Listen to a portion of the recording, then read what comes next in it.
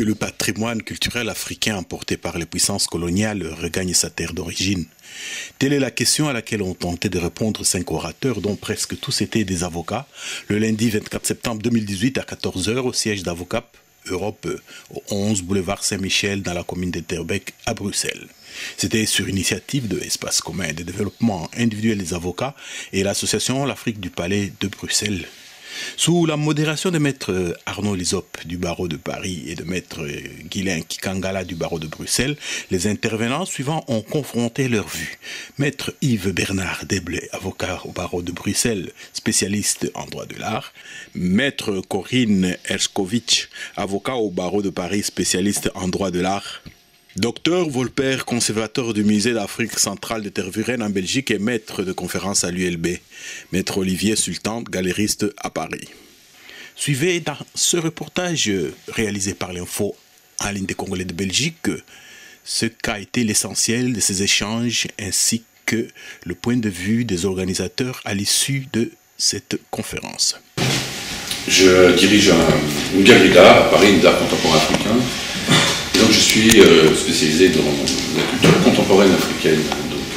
C'est un lieu qui existe depuis 2003, qui s'est appelé pendant 12 ans le Musée des Arts Derniers, donc en réaction à une certaine vision primitiviste et paternaliste qu'à l'époque incarnait le Quai Branly dans ses débuts, puisqu'il a un peu évolué, et à laquelle la majorité des artistes africains s'opposaient et s'opposent toujours encore aujourd'hui. Notre exposition inaugurale s'est appelée Des hommes sans histoire, et donc j'ai demandé à une vingtaine d'artistes contemporains africains et français de se pencher et de créer des œuvres sur le vide laissé en Afrique par le pillage, les pillages, puisqu'on parle souvent, comme vous l'avez indiqué, avec un mot euphémiste de prélèvement, mais il s'agit bien de pillage et de putain de guerre. Qui ont fait qu'en Afrique ne reste plus que 10% du patrimoine africain à l'heure actuelle. Donc ces artistes m'ont fait part avant ce projet d'une réelle préoccupation, d'une réelle douleur face au vide, au silence et au manque de références laissées en Afrique par ces disparitions, ces pillages, par ces trafics, par le transfert de tout ce patrimoine en Europe, en Occident, je dirais. Ce qui me vaut le plaisir d'être parmi vous, outre le fait que Guylain et moi sommes amis depuis un certain temps, c'est que dès 2010 et dès cette loi française sur la restitution des crânes maoris, j'ai pris position contre les restitutions. Je vais vous dire pourquoi dans un instant. J'ai parlé de boîte de Pandore, ce qui est un mot aujourd'hui très à la mode. Il n'y a pas un article qui ne redit pas boîte de Pandore en parlant de déclaration d'Emmanuel Macron. Ce que je reprochais à la loi sur les têtes maoris, qui est une loi extrêmement bien faite, j'invite tout le monde, et particulièrement les avocats et juristes qui sont dans cette salle, à lire les travaux préparatoires. La France fait extrêmement bien les choses. Ils ont convoqué Victor Hugo. C'est écrit, ils ont parlé de la Vénus Hottentote, qui n'a strictement rien à voir, puisque la Vénus Hottentote était un être humain humilié dans sa vie comme dans sa mort, quelqu'un qu'on est allé chercher, qu'on a exhibé, qui a fini dans une maison close et qu'on a, pour ainsi dire, empaillé ensuite, sous prétexte qu'il avait une morphologie un peu particulière. La Vénus Hottentote était un être humain qui devait avoir une sépulture. On ne peut pas comparer avec les têtes maoris qui sont des biens culturels, ça n'est pas la même chose. On a fait des amalgames, on a ouvert toutes les portes et on a permis à n'importe qui de s'exprimer et de faire des mélanges. La loi était bien faite. Fallait-il que ces têtes maoris se retrouvent chez les maoris? Bon, ça, on peut en discuter. Fallait-il le faire comme ça, sans une réflexion au préalable? Certainement pas. C'est là où l'on ouvre les boîtes de Pandore.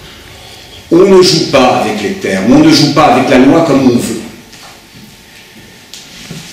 Jusqu'en 2016, la position était très claire. On a eu une demande, celle du Bénin, on a parlé, la réponse qui est faite par le ministère des Affaires étrangères français est simple. Les biens que vous évoquez sont en collection muséale pour certains depuis plus de 100 ans. Ils sont donc protégés par leur caractère inaliénable, imprescriptible, insaisissable. Nous ne pouvons entendre votre requête. C'est pas nous ne voulons pas, vous n'êtes pas digne, vous n'avez pas les qualités. Non, nous ne pouvons pas, c'est la loi. Je rappellerai que la loi, c'est ce qui nous protège tous. Vous permettez juste comme ça, en rapport avec cette question-là, c'est le problème de voir la colonisation comme un tout homogène, c'est-à-dire dans son ensemble depuis, on va dire, la conférence de Berlin jusqu'aux indépendances. L'histoire de la colonisation, les lois, la colonisation va évoluer avec le temps. Et cette question des prises militaires, effectivement, ça se fait dans les tout débuts. Quand on dit tous les objets, par exemple, sur le carburant ou le musée du Quai Branly, sont des objets qui sont liés à ces prises de guerre telles qu'elles sont décrites dans le cas de la campagne de Dodds. En fait, on est sur un espace-temps qui est vraiment très très court, qui est grosso modo, oui, c'est vraiment celle du 19e siècle. Ça, c'est la grande partie, celle du 19e. Il y en a quelques-uns par la suite, mais voyons dans le cas, par exemple, pour la RDC, les prises de guerre, on va dire, c'est plutôt un peu avant l'État indépendant du Congo, et pendant l'État indépendant du Congo, n'est pas concerné tellement par ces questions-là, ce qu'on appelle le Congo belge. C'est des choses... on peut pas voir la colonisation comme un tout homogène. Ça, c'est quelque chose qui n'est pas... historiquement, qui n'est pas correct. Je suppose. Oui, je vais répondre tout de suite, parce que ça, je ne voudrais pas qu'il y ait la moindre ambiguïté sur ce sujet. Moi, je n'ai jamais dit qu'on pouvait comparer la colonisation à la Shoah. Et d'ailleurs, je dis qu'il ne faut surtout pas partir sur des comparaisons comme celle-là. Je dis simplement que la réflexion sur la localisation des biens culturels, que le déplacement a été fait à l'occasion de la Shoah, que le déplacement a été fait à l'occasion de la décolonisation, doit emprunter des chemins similaires. Voilà. Ça n'a rien à voir avec le jugement qu'on porte sur l'histoire qui a pu se passer pendant la Seconde Guerre mondiale et l'histoire des colonisations. Je trouve absolument terrible de vouloir comparer, c'est-à-dire mettre des degrés dans la souffrance. Je pense que c'est absolument interdit de faire ça. Effectivement, on qualifie certains crimes. On a été obligé de qualifier certains crimes. Et malheureusement, on a inventé le crime contre l'humanité dans cette industrialisation de la mort. Effectivement, c'était très important de qualifier ce crime. Mais ce n'est pas pour autant qu'aujourd'hui, il faut continuer à comparer la colonisation à des conséquences, l'esclavagisme a des conséquences, et dans le traitement de cette interrogation sur les délocalisations du bien culturel, on peut avoir des critères qui sont similaires, et ça s'arrête là. Merci.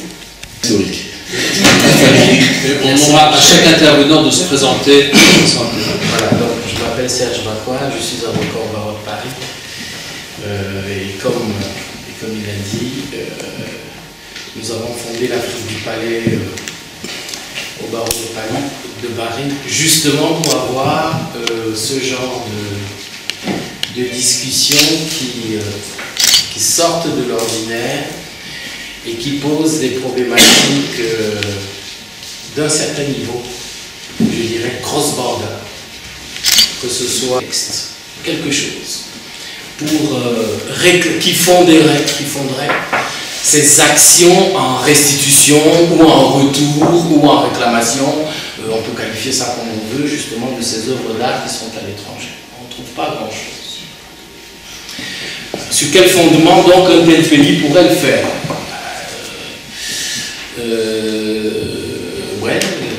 Même s'il n'existe pas de texte, mais à partir du moment où les pays africains, ça c'est la première chose que je voudrais dire, vont faire le travail de constituer des commissions, réunir des historiens, réunir des chercheurs, réunir des sociologues sur l'état des lieux de cette question. Qu'est-ce qui s'est passé dans ces périodes-là? Les œuvres d'art qu'on réclame, quel a été le cheminement qui a conduit justement de l'endroit où ils étaient aux musées internationaux? Et est-ce que ça résulte de sacs, de pillages, d'œuvres de marchands de l'époque, ou alors du roi de Dahomey qui lui est allé piller le roi d'à côté, etc. Bref, ce travail-là, il doit être fait. Lorsque ce travail sera fait, on va regarder dans la réglementation. y a-t-il eu vol, escroquerie? Dès lors qu'on pourra être en mesure d'établir qu'il y a eu vol ou escroquerie ou toute autre qualification, il peut ne pas exister de textes internationaux, tout ce qu'on veut, mais on trouvera justement des fondements juridiques qui permettraient à un État de dire j'ai eu mes œuvres qui ont été volées. Autrement dit, la partie en face n'apporte pas la démonstration de l'acquisition linéaire et correctement justifiée de ces œuvres en question, sans dol, sans toutes les qualifications juridiques que nous connaissons, donc nous sommes en droit de réclamer. Lorsque le Nigeria réclame à la Suisse les avoirs détournés ou volés par le président Sani Abacha et réussit à les obtenir, pourquoi est-ce que les avocats africains ou les États africains ne pourraient pas mettre le même raisonnement pour réclamer justement les œuvres d'art africaines? Quelle est la possibilité juridique de procéder ainsi? Il n'y en a pas. Donc, les techniciens sont en mesure de le faire. Lorsque c'est posé, se transpose maintenant en Occident, on fait aussi ce travail. Ces œuvres sont où? Elles sont restaurées comment? Elles sont implantées où? Sont-elles dans des collections privées? Etc. Lorsque la Chine embauche, la Chine constitue un panel de 90 avocats pour exiger les fameuses têtes de bronze qui figuraient dans la collection Berger Yves Saint Laurent. Lesquelles têtes de bronze ont finalement été restaurées par M. Pinault lors de la visite d'État du président Hollande en Chine. Si vous me permettez une petite chose, c'est intéressant l'histoire de tête de bronze. Mais ce n'est pas le même cas. Oui. Tête de bronze, c'est un achat d'un particulier. Non, mais je sais bien. Oui, je sais bien. Mais je dis, voilà. Je dis, il y a eu. Je me place du point de vue de l'État. La Chine, désireuse de récupérer ses œuvres, a procédé scientifiquement. C'est-à-dire, elle a constitué justement le panel que je disais tout à l'heure, panel dans lequel elle a pris 90 avocats, 90, pour étudier ce cas et arriver au résultat escompté. Quel est le résultat recherché par un avocat, que ce soit en prétoire ou n'importe où, c'est de gagner, c'est-à-dire d'obtenir la restitution, même si cette restitution s'est faite par enchérisseur interposé, proche justement de l'État chinois. Peu importe. Mais voilà, non, mais je voudrais prendre cet exemple pour que la salle comprenne bien. Voilà, comprenne bien ce qui s'est passé. C'est quelque chose qui peut être intéressant avec le cachet. Je beaucoup aimé vos échanges, et en tant qu'avocat, je vais rebondir sur deux choses aussi. Première chose, vous avez dit qu'il faut un contexte juridique. Vous avez parlé de la prescription, c'est qui est vrai. Mais la prescription dont vous parlez, je pense que dans une loi nationale, au-delà de la loi nationale, on peut voir des conventions qui peuvent faire qu'on aille au-delà de la prescription. Bon, moi, je peux être parfaitement comme mon confrère a dit, qui existe pour étudier réellement entre les États africains et les États européens sur cette question politique, mais on parle du patrimoine culturel africain. Quand on parle d'un patrimoine, c'est-à-dire qu'il y a un propriétaire, quelque part.